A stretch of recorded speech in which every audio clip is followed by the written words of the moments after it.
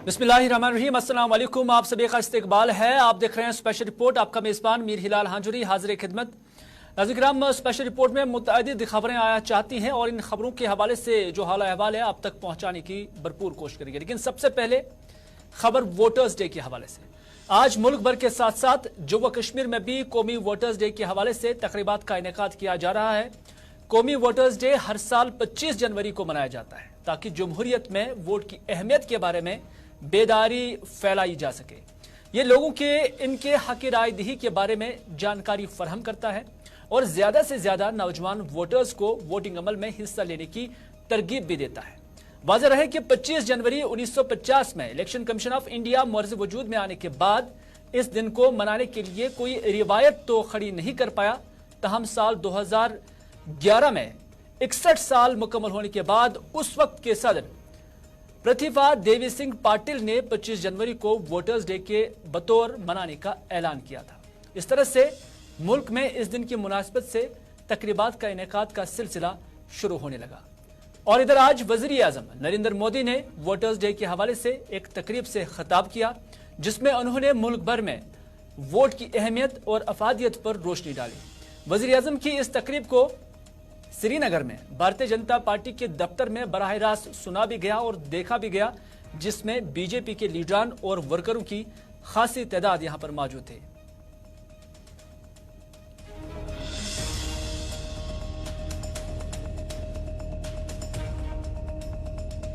जी, यहाँ पे आज यूथ आया है, कम से कम 100 की तादाद है जिन्होंने आज रजिस्ट्रेशन की, जो मोदी जी के काम से इंस्पायर हुए हैं। तो उन्होंने आज यहाँ पे रजिस्ट्रेशन की। वो नए वोटर है, जब यहाँ पे इलेक्शन होंगे तो उनका वोट मोदी जी को जाएगा। जी जी, ये तो सब देख रहे हैं यहाँ पे। अगर यहाँ पे मोदी जी ने कुछ काम ना किया हो तो ये इतना यूथ कहाँ आता है यहाँ पे। ये मानो कि ये सबको पता है, आज से 20 साल पहले यूथ के हाथ में पत्थर दिया जाता था, यूथ के हाथ में AK-47 दिया जाता था। आज हमारे हाथ में लैपटॉप है, पेन है, कॉपी है। जैसा हमारा मतलब ऐसे अगर हमारे लीडर हो तो हम उनको वोट देंगे। मैं यूथ को यही मैसेज देना चाहता हूँ कि समझो, देखो मोदी जी ने हमारे लिए कितनी काम की। मोदी जी हमारे हाथ में पेन देते हैं, कॉपी देते हैं, ना कि बंदूक पत्थर देते हैं। हमारी मैसेज यही रहेगी कि अगर मोदी जी इसके बाद भी हमारे लिए अच्छी काम करेंगे। नाज़रीन, मरकजी वजीर दाखिला अमित शाह ने आज नई दिल्ली से जम्मू कश्मीर के लिए नए SRO 34 के तहत भर्ती होने वाले नौजवानों को वर्चुअली तौर पर तकर्री लेटर तकसीम किए और ई बसों के अलावा कुछ दीगर तरक्याती प्रोजेक्टों का भी वर्चुअली उन्होंने इफ्तिताह किया। जम्मू कन्वोकेशन सेंटर में हुई इस तकरीब में लेफ्टिनेंट गवर्नर मनोज सिन्हा और इंतजामिया के सीनियर अफसरान शामिल थे। बता दें कि वजीर दाखिला अमित शाह को 9 जनवरी को जम्मू का दौरा करना था, जिसमें तरक्याती प्रोजेक्टों के इफ्तिताह और संग बुनियाद और ई बसेस लॉन्च करने के जम्मू व कश्मीर के सिक्योरिटी और तरक्याती मंजरनामे का भी जायजा लेना था। लेकिन खराब मौसम की वजह से उस वक्त वो दौरा मुलतवी हुआ था और अब वो आज उन्होंने दिल्ली से ही वर्चुअली तौर पर इन प्रोजेक्टों का न सिर्फ इफ्तिताह किया बल्कि ई बस के अलावा नौजवानों की तकर्री ऑर्डर भी सौंपे गए। आज चूंकि वोटर्स डे था और वोटर्स डे के हवाले से भी अमित शाह ने यहाँ इस तकरीब से खिताब किया और साथ ही साथ कश्मीर को लेकर अमित शाह ने कहा कि कश्मीर में हड़ताल, एहतजाज, संगबाजी का माहौल खत्म हो चुका है और तामीर और तरक्की, स्मूथ स्कूलिंग और अवामी बहबूद पर कश्मीर अभी गामजन है।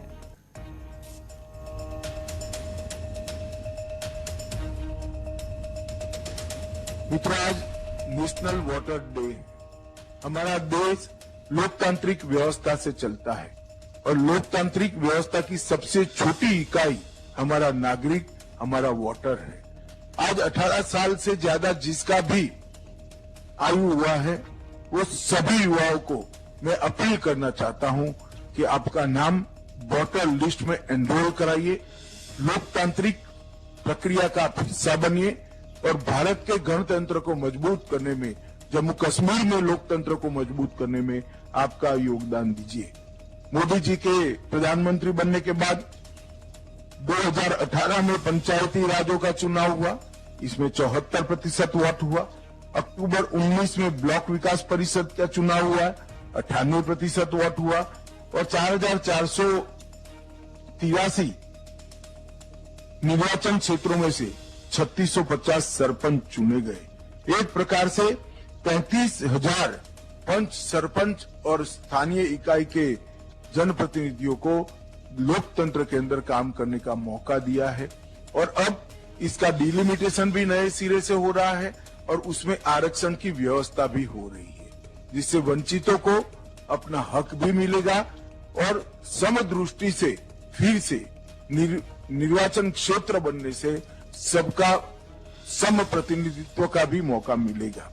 मैं आज वोटर डे पर फिर से एक बार युवाओं को वोटर लिस्ट में अपने आप को एनरोल करने के लिए अपील करना चाहता हूं।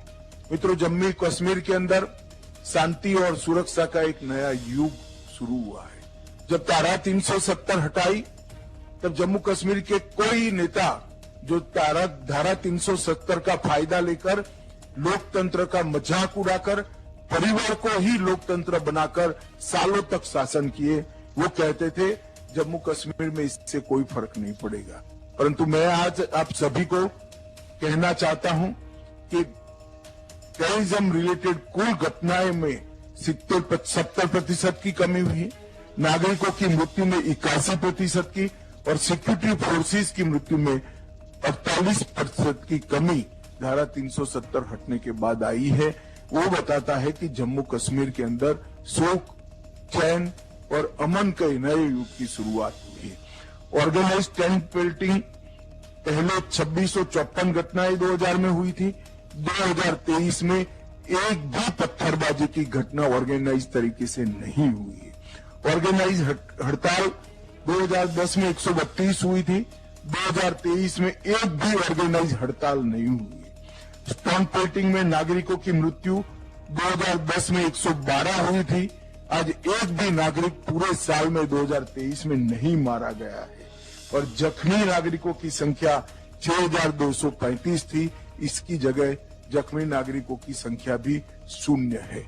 टेरर फाइनेंस पर नकेल कसी गई है, इनकी प्रॉपर्टी सील की जा रही है, अटैच की जा रही है और फ्रीज की जा रही है और ढेर सारे आतंकी संगठनों पर हमने नकेल कसने के लिए बैन लगाने का भी काम किया है। मित्रों, जम्मू कश्मीर में एक नए युग की शुरुआत नरेंद्र मोदी जी के नेतृत्व में हो रही है। हमारे एलजी साहब मनोज सिन्हा जी भी इसको बहुत अच्छे तरीके से गति दे रहे हैं।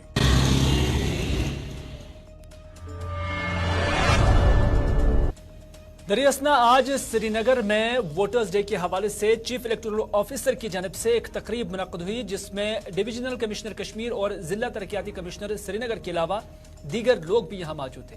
इस दौरान कई सारे नए वोटर्स में इलेक्शन शनाख्ती कार्ड भी तकसीम किए गए। इस मौके पर मीडिया से गुफ्तगू करते हुए डिविजनल कमिश्नर कश्मीर विजय कुमार बिदूरी ने कहा कि कश्मीर जहां वोट के मामले में काफी पीछे था, तहम इस बार यकीन है कि अवाम पुराने सारे रिकॉर्ड तोड़ देगी। एक सवाल के पूछे जाने पर बिदूरी ने कहा कि कानून के मुताबिक मुल्क का कोई भी शहरी अगर यहां आर्जी तौर पर रिहाइश पजीर है तो उसे वोटर फहरिस्त में जगह मिल सकती है। अलबत्ता उन्होंने कहा कि इस हवाले से जो तफसीलात हैं वो मुतल्लिका महकमे के पास ही दस्तयाब है।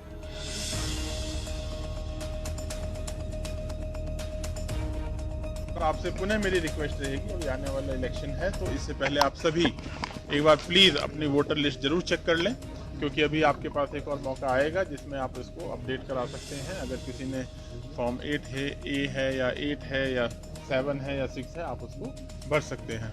तो अगेन मेरी आपसे फिर से रिक्वेस्ट है कि जैसे वोटर्स डे हम जानते हैं ये बहुत इंपॉर्टेंट एक्सरसाइज है और हमें फ़ख्र है कि हम लार्जेस्ट डेमोक्रेसी है पूरे वर्ल्ड की और उसमें भी इस बार सारी वोटिंग परसेंटेज के रिकॉर्ड तोड़ देंगे और साथ के साथ आपकी सहूलियतों का भी इंतजाम। सर 2,31,000 वोटर्स ऐड हुए हैं फाइनल इलेक्टोरल रोल में। सर इसमें ये जानना चाहिए कि जो बाहर के नॉन डोमिसाइल पहले थे अब उनको यहाँ पे डोमिसाइल मिला। देखिए ये डाटा जो है अभी ऑफ हैंड तो मेरे पास है नहीं, बट जैसा हमारा देश का कानून है कि ऑर्डिनरी रेजिडेंस अगर है और सिटीजन ऑफ इंडिया है तो उसको जो है वोटर लिस्ट में जगह मिलती है। तो वो डाटा आपको आई थिंक सीईओ ऑफिस या उससे नाज़रीन, बात करते हैं डायरेक्टर जनरल पुलिस की, जिन्होंने आज मीडिया के साथ गुफ्तगू की है। दरअसल यौम जमहूरिया की तकरीब के हवाले से जहां हर साल इस दिन की मुनासबत से अवार्ड से लोगों को नवाजा जाता है। वहीं पर जम्मू कश्मीर पुलिस को सबसे ज्यादा अवार्ड जो है इस साल भी मिलने वाले हैं और इस हवाले से जम्मू कश्मीर पुलिस को इस साल सबसे ज्यादा गैलेंट्री अवार्ड हासिल हो रहे हैं और ये अवार्ड हर साल यौम जुमूरे के मौके पर दिए जा रहे हैं। इस हवाले से डीजी आर सुवैर ने कहा कि यह मसरत का मकाम है कि जम्मू कश्मीर पुलिस को 72 अवार्ड इस साल हासिल होंगे। उन्होंने कहा कि दाखिला वजारत की वेबसाइट पर जो मैंने देखा कि जम्मू कश्मीर पुलिस को पूरे मुल्क के अंदर सबसे ज्यादा ये अवार्ड्स हासिल हो रहे हैं। डायरेक्टर जनरल पुलिस ने यह भी कहा कि पिछले पुराशुब दौर और मिलिटेंसी के दौर में जम्मू कश्मीर पुलिस ने सबसे ज्यादा कुर्बानियां दी हैं और पूरे मुल्क में जम्मू कश्मीर पुलिस ये वाहिद पुलिस फोर्स है जिन्होंने तकरीबन 1600 कुर्बानियां दी हैं। हजारों ऐसे भी हैं जो इस दौरान जख्मी पुलिस एहलकार हैं। कई ऐसे एहलकार भी हैं जिनके जो कुंबे हैं, घर या फैमिलियां, वो भी मुतासर हुई। Since the inception of this violent phase of terror and intimidation, separatism and Pakistan-sponsored proxy war, in about last 33 years, we have lost more than 1,600 police personnel, and that's by far the largest amongst all security forces, including the Central Armed Forces in Jammu and Kashmir.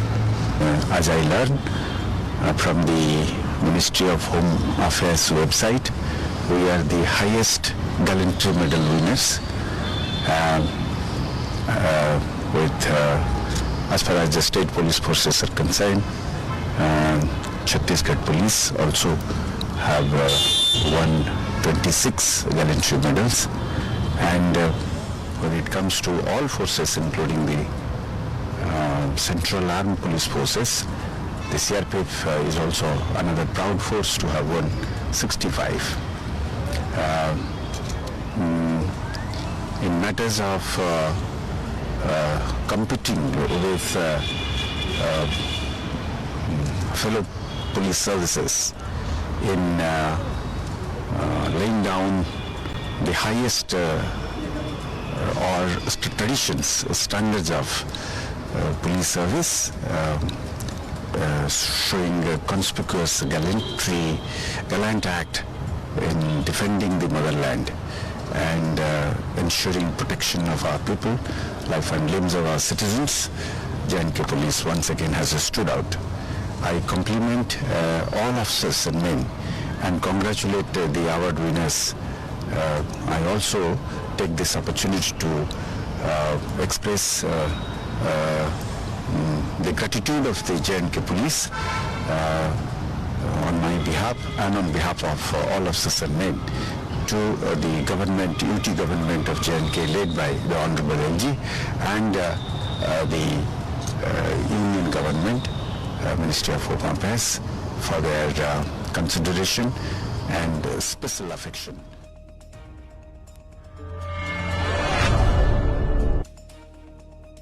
तरक्की के दरवाजे खोलने के हुकूमत के ऐलान पर सवालात उठाते हुए ठेकेदारों ने आज कहा है कि माली साल के इख्तिताम के करीब भी ज़ेर इल्तिवा वाजिबात की अदायगी नहीं की गई है। सेंट्रल कॉन्ट्रैक्टर्स कोऑर्डिनेशन कमेटी के जनरल सेक्रेटरी फारूक अहमद डार ने यहां श्रीनगर में अपने दफ्तर में एक प्रेस कॉन्फ्रेंस से खिताब करते हुए बताया कि और उन्होंने गम गुस्से का भी इजहार करते हुए कहा कि हुकूमत बजट के बाद माली साल के इख्तिताम पर भी ठेकेदारों को भूल चुकी है। डार ने कहा कि काम की मुख्तस रकम खत्म हो जाएगी अगर वो माली साल खत्म होने से पहले इसे इस्तेमाल नहीं करेंगे। डार ने इंतजामिया से अपील की कि ठेकेदारों की अदायगी जल्द से जल्द की जाए। 2 महीने बचे हुए फाइनेंशियल ईयर को क्लोज होने के हवाले से अभी तक जो हमारी इंफॉर्मेशन है, हमारा फीडबैक है ठेकेदारों की तरफ से कम खाली 30 या 40% अभी पेमेंट हुई ठेकेदार साहिबानों की। अभी तक कम 80% पेमेंट होनी चाहिए ठेकेदारों को, क्योंकि अभी फाइनेंशियल ईयर में खाली 2 महीने बचे हुए।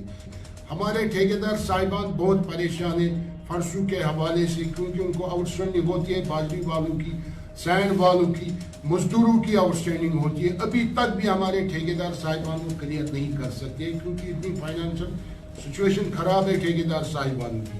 जो 2023-2024 का जो बजट आया एलोकेशन के हवाले से कम 1,14,000 1000 करोड़ रुपया वो दिल्ली सरकार ने यहाँ पर बजट अप्रूव किया 2023-2024 के हवाले से, कम से कम 2000 करोड़ एक्सेस था बजट के हवाले से, मगर मेरे ख्याल से अभी तक भी वो पूरा बजट एलोकेशन के हवाले से यूटिलाइज नहीं हुआ। हमें खदशात लग रहा है वो पैसा बेबसमत हो जाएगा। मैं आपके वसादत से अपील करना चाहता हूँ एलजी साहब को, जितनी भी एलोकेशन है डेवलपमेंट के हवाले से, कोशिश यही होनी चाहे एनी मार्च तक ये पैसा सारा यूटिलाइज होना चाहिए।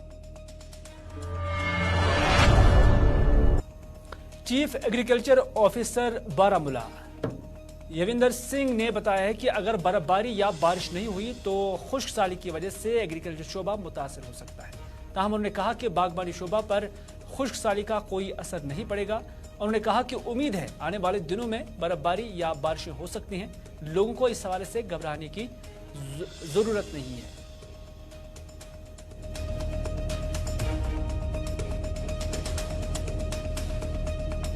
जी ये काफ़ी एक लंबे वक्त से एक खुश्की का जो दौर चल रहा है, क्योंकि बारिशें और बर्फबारी होती थी वो इस सीज़न में अभी नहीं हुई है।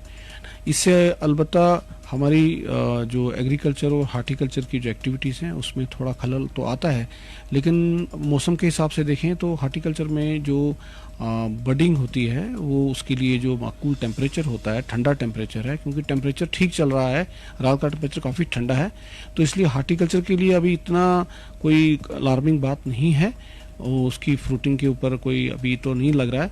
अलबत्ता एग्रीकल्चर के हवाले से ये है कि जो हमारी क्रॉप्स लगी हुई हैं सर्दियों में, खासकर मटर लगा है और हमारा ऑयल सीड लगा है, मस्टर्ड लगा है, उसमें हमें थोड़ा सा अंदेशा ये रहता है कि अगर गर्मी थोड़ा बढ़ जाएगी तो उसमें जल्दी फ्लावरिंग हो सकती है और फूल आने के बाद अगर बर्फबारी होगी तो ये नुकसान कर सकती है।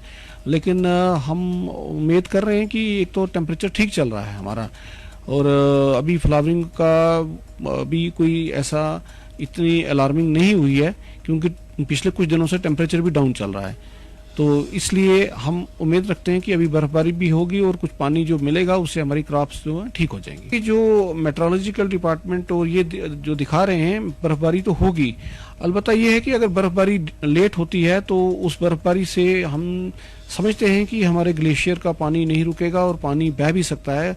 उस अंदेशे में हमें लगता है कि हमारा जो धान की फसल है उसके लिए हमें कुछ कंटिजेंसी प्लान बनाना पड़ेगा, कुछ नर्सरियां तैयार करवानी पड़ेंगी।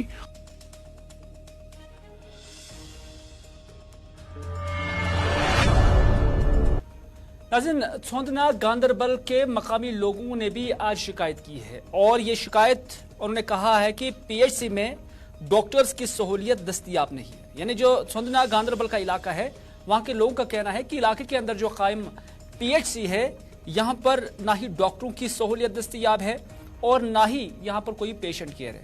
उन्होंने कहा कि हालांकि जिला का ये पहला पीएचसी है, लेकिन बुनियादी सहूलियात दस्तयाब न होने की वजह से अब मरीज जिला अस्पताल जाने के लिए मजबूर हो रहे हैं। उन्होंने कहा कि यहाँ एम्बुलेंस भी चलती थी, लेकिन उसे भी अब कहीं और शिफ्ट कर दिया गया।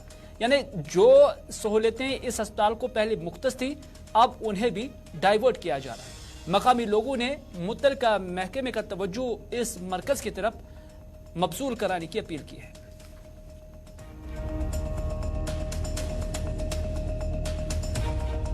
बड़ प्रॉब्लम अब्दुलरहमान मोहन गई 30-35 वरी बनियमतिस हस्पताल ये गाश अलाक लेवल पे ये थो नमो स्टाफा कह न सेमू सोब थावान ये ख्याल सान थन तो न अलाक हस्पताल न वेमू दुशवे ये क्या जिदी कड़ान नत गो डॉक्टर ये पे अगर 4 बजन तान सो पे 4 तान प्रॉब्लम मसल गि हल सह कहें न अल्ट्रासाउंड आज दिवान कर न रील दिवान कर मुझ तमाम अक्सर बेस एम्बुलेंस ये तुजिक तो यह वातनवक कसन अस क्या चूर अगर नो योतान सबील थो तोत थवन ड्राइवर कि एम्बुलेंस ये अम चीज प्रॉब्लम जबरदस्त यथ इलाकस शुक्रिया करान तुहद अगर यह कथ ब्रो पकनो DC सोबस निश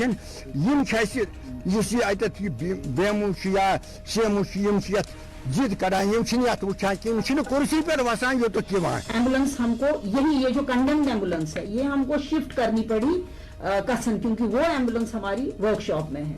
तो ये just to take emergency patient from PHC कसन to district hospital Ganderbal, beyond our jurisdiction हम बाहर नहीं ले जा सकते हैं। तो हमने उसको 2 दिनों के लिए इधर लाया है। मैं अभी BMO गांधरबल से भी मैंने बात की, आप इधर ही थे, उनसे मैंने पूछा स्टेटस इसका एम्बुलेंस का, उन्होंने कहा 2 दिन लगेंगे। तो उन 2 दिनों में ये जो एम्बुलेंस है एक तो PHC छंदना भी केटर करती है और PHC कसन को भी केटर करती है। इन एडिशन हमारी 2 108 है, एक ब्लॉक गांधरबल में स्टेशन है, एक हमारी वाकुरा से आती है। 108 को कॉल करके anybody and everybody can avail that medical facility. रहा सवाल मैन पावर का, man power is many fold increase than what patient load is। आप जाइए वहां, अभी OPD लोड आपको मिलेगा मैक्सिमम 20 पेशेंट्स पर डे। तो वहां पर हमारा एक फीमेल डॉक्टर जो ANC MCH सर्विसेज देती है, MBBS डॉक्टर है, वो मेडिकल ऑफिसर है, वो जाती है मंडे ट्यूसडे वेडनेसडे थर्सडे और फ्राइडे सैटरडे हमारे डॉक्टर शाहजेब जाते हैं। और बीच में एक सोनोलॉजिस्ट है हमारे डॉक्टर साहब, वो जाते हैं थर्सडेज को, वो अल्ट्रासाउंड करते हैं। लैब टेक्नीशियन वहां पे स्टेशन है। उसके अलावा एक्सरे की जो आप बात कर रहे हैं, एक्सरे वहां पर है, लेकिन एक्सरे टेक्नीशियन हमारा ब्लॉक में एक ही है। हम उसको इंटरनल अरेंजमेंट में इस्तेमाल करते हैं फॉर ऑल द PHCs। तो 3 दिन पहले मैंने BMO से कहा है कि अगर ये जो एक्सरे टेक्नीशियन है ये 2 दिन देता है ऑन रोटेशन, PHC कसन, PHC तुलमला, PHC शोहामा। आज के स्पेशल रिपोर्ट में बस इतना ही। अपने मेजबान को दीजिए इजाजत, इस वादे के साथ कि अगर जिंदगी रही तो आपसे फिर होगी मुलाकात। तब तक के लिए खुदा हाफिज, फी अमानिल्लाह।